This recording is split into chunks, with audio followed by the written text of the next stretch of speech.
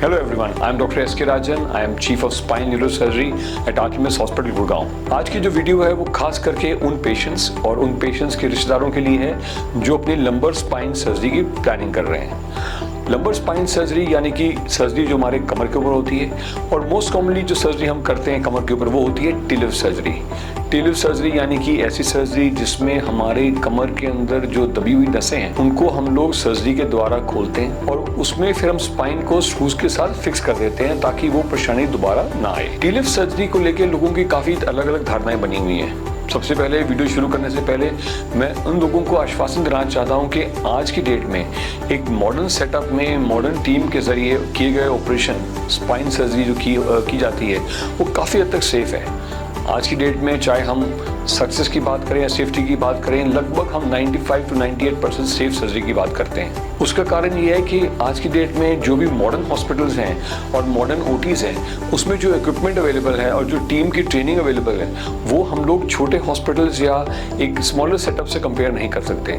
इन setups में nerves की monitoring करने के लिए, नर्व्स की सर्जरी को सेफ बनाने के लिए माइक्रो इंस्ट्रूमेंट्स, माइक्रोस्कोप्स, एंडोस्कोप्स और साथ साथ में जो एक कह सकते हैं स्पाइन नेविगेशन इक्विपमेंट है वो अवेलेबल होती है, जिससे स्पाइन सर्जरी जो है काफ़ी हद तक हमारी सेफ हो जाती है। On top of that neuro anaesthesia team होती है, स्पेशली जो नर्व्स के एनेस्थीसिया देने में एक्सपर्ट्स होते हैं वो इस बात का ख्याल रखते हैं बाकी अपने डॉक्टर्स के सहारे कि पेशेंट की मेडिकल प्रॉब्लम्स उनकी सर्जरी में बाधा ना बने।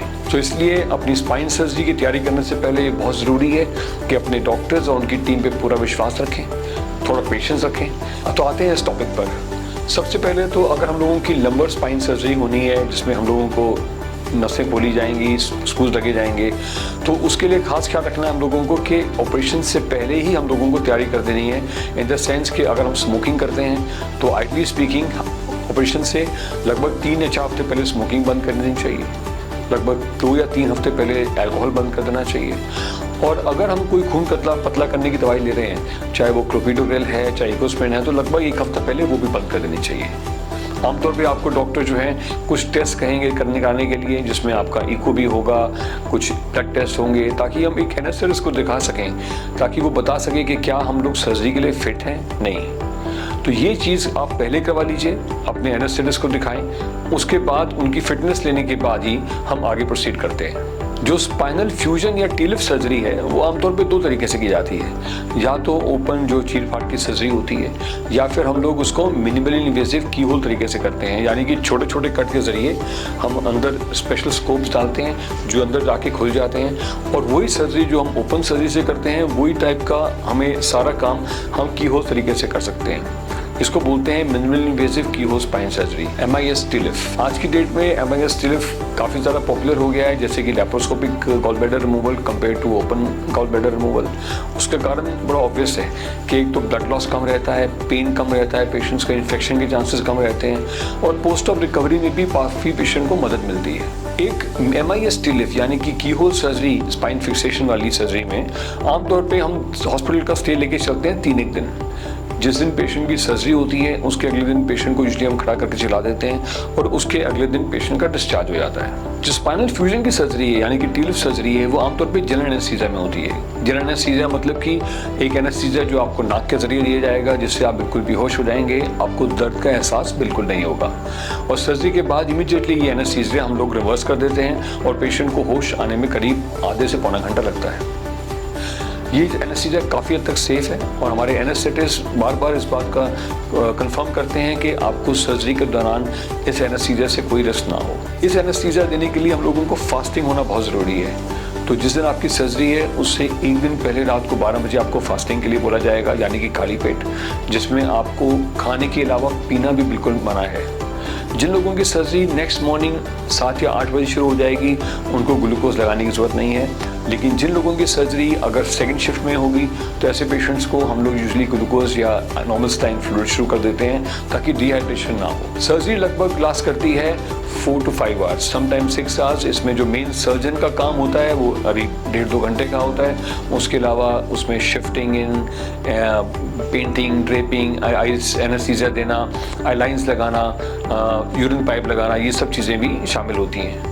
हमारे हॉस्पिटल में एक स्पेशल सिस्टम है, रोबोटिक नेविगेशन सिस्टम, जिसके ज़रिए हम लोग स्पाइन की सर्जरी होने से पहले ही एक उसका मिनी सीटी स्कैन लेते हैं ओटी के अंदर, ताकि हम लोगों को पहले ही पता चल जाए कि कौन सी जगह पे हम लोगों को जाना है, कौन सी बोन कितनी बड़ी है, कितनी स्ट्रॉन्ग है, उसमें हम लोगों को कैसे सेफ्टी फॉलो करनी है।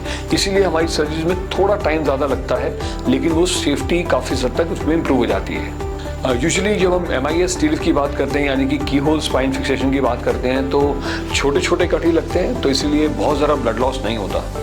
लेकिन फिर भी आपको ब्लड अरेंज करने के लिए ज़रूर कहा जाएगा, बट रियरली देखने में आता है कि हमें एक सिंगल लेवल सर्जरी के अंदर कोई ब्लड ट्रांसफ्यूजन की ज़रूरत पड़े। Most of the patients after surgery उनको हम लोग रिकवरी में शिफ्ट करते हैं 2 घंटे के लिए, और 2 घंटे के बाद उनको रूम के लायक शिफ्ट करने के लायक हो जाते हैं। जिन लोगों की और कोई मेडिकल इश्यूज़ हों, उनको कभी कभी हमें ICU में भी शिफ्ट करना पड़ता है 1 रात के लिए, एंड यूजुअली नेक्स्ट मॉर्निंग हम उनको फिर वार्ड में शिफ्ट कर देते हैं। सर्जरी के बाद लगभग 12 से 24 घंटे कुछ कमर का दर्द रह सकता है जहाँ पे हमने ऑपरेशन किया है, लेकिन क्योंकि हमने की होल सर्जरी की है तो इसलिए ओपन सर्जरी के मुकाबले ये दर्द काफ़ी कम रहेगा।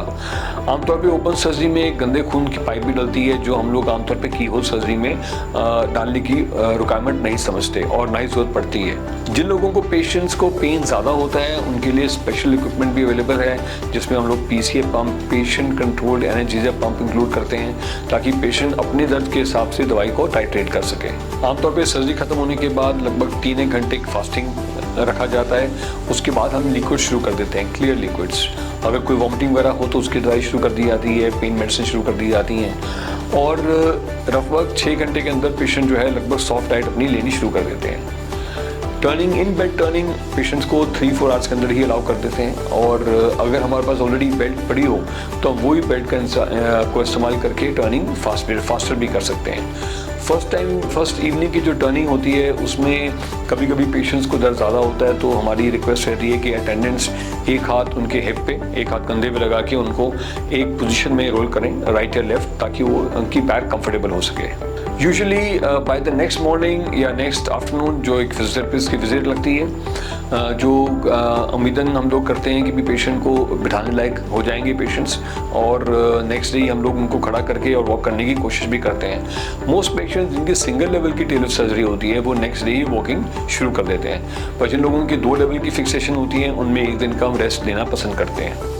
इस पूरी प्रक्रिया में पेशेंट्स को कॉन्स्टिपेशन की शिकायत भी हो सकती है, क्योंकि एक तो काफ़ी देर से फास्टिंग रहे हैं, ऊपर से कुछ हद तक लिक्विड डाइट ली है उन्होंने, और कुछ हद तक पेन मेडिसिन भी कॉन्स्टिपेशन को प्रमोट करती हैं, तो इसलिए कुछ लैक्सेटिव भी दिए जाएंगे। और उम्मीद करते हैं हम लोग कि भी यूजली 3 या 4 डेज़ के अंदर पेशेंट्स अपना मोशंस पास कर लेते हैं। जिनको प्रॉब्लम होती है पेशेंट्स पास करने में, तो उनको हम नीमा की हेल्प देते हैं। आमतौर पर देखा गया है कि जिन पेशेंट्स की MIS या की होल सर्जरी होती है, वो नेक्स्ट डे हमें बता देते हैं कि डॉक्टर साहब मेरा ऑपरेशन से पहले वाला दर्द चला गया, सिर्फ ऑपरेशन भर का एक जख्म भर का दर्द है। पर कुछ पेशेंट्स जिनको बहुत देर से नसों में दबाव बना होता है, या ऑलरेडी वीकनेस बन गई होती है, या सुनपन पैदा हो जाता है, उन लोगों में सर्जरी के दौरान हो सकता है कि हमें टाइम ज़्यादा लगे सर्जरी करने में और नसों को खोलने में, और नसों की छेड़खानी ज़्यादा हो। ऐसी सिचुएशन में उनको हो सकता है कि कुछ कमज़ोरी या उनकी दर्दें या उनके सुनपन बढ़ भी जाए। लेकिन आमतौर पर देखा गया है कि ये जो इंक्रीज इन नमनेस या पेन है वो आमतौर पे कुछ दिन लास्ट करता है, और कुछ दिनों और हफ्तों की फिजियोथेरेपी के साथ, कुछ मेडिसिन के साथ वो धीरे धीरे फिर से कम होने लगता है। तो बिल्कुल घबराएं ना, आमतौर पे it's a very temporary effect, और यूजुअली ये ठीक हो जाता है। जैसे हमने देखा कि ऑपरेशन के यूजुअली 2nd डे पे जो पेशेंट्स हैं वो चलने लगते हैं। जब वो चलने लगते हैं तो उसी टाइम पे हम पेशेंट्स की यूरिन की पाइपें निकाल देते हैं, और ग्रेजुअली हम IV फ्लूइड्स बंद कर देते हैं, और साथ में इंजेक्शन भी बंद कर देते हैं, उनको टैबलेट्स में कन्वर्ट कर देते हैं। और अगर एक रात पेशेंट्स टॉलरेट कर लेता है टैबलेट्स के ऊपर अपना पेन, तो नेक्स्ट डे उसको डिस्चार्ज कर दिया जाता है। डिस्चार्ज करने के टाइम आपको एक डिस्चार्ज बुकलेट मिलती है। मैं इस पर जोर देना चाहूँगा कि डिस्चार्ज बुकलेट को बड़े ध्यान से पढ़ें, उसमें लिखी दवाइयों को सब ध्यान से समझें, और उसमें और भी इंस्ट्रक्शंस लिखी होती हैं जिन समझने की बहुत ज़रूरत है। सो आज के इस वीडियो में हमने डिस्कस किया कि जिन पेशेंट्स की टीलर सर्जरी हो रही है वो फ्रॉम एडमिशन टू डिस्चार्ज क्या एक्सपेक्ट करें, और उससे रिलेटेड जो भी क्वेश्चंस आमतौर पे पेशेंट मुझसे पूछते हैं वो मैंने आज की इस वीडियो में कवर करने की कोशिश की है। डिस्चार्ज होने के बाद भी लोगों के काफ़ी सवाल रहते हैं कि अब कैसे ट्रैवल करें, कैसे सोएं, कैसे चलें, कब सीढ़ियाँ पकड़ें, कब हम लोग अपना स्पोर्ट्स एक्टिविटी शुरू करें। इस सब टॉपिक्स को मैं एक डिफरेंट वीडियो में कवर करूँगा। तो आज के लिए इतना ही। Thank you so much. I hope इससे आपको काफ़ी डाउट्स क्लियर होंगे, और अगर आपको वीडियो अच्छा लगे तो continue watching me on YouTube. Thank you so much.